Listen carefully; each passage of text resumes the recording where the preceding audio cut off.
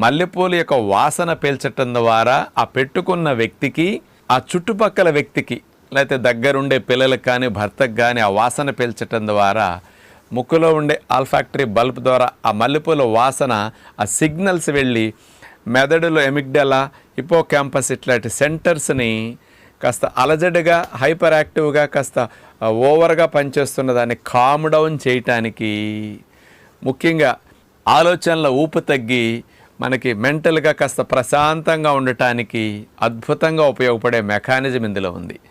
ఈ మల్లెపూలలో జాస్మోన్ అనే chemical compound ఉంటుంది.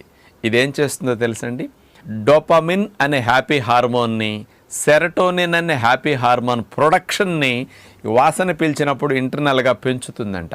మెదడు నుంచి ఆ రెండు హ్యాపీ హార్మోన్స్ బాగా రిలీజ్ అయ్యి కాస్త మానసికంగా ప్రశాంతంగా ఉండటానికి ఇది అద్భుతంగా ఉపయోగపడుతుంది. మరి చాలామందికి మెనోపాజ్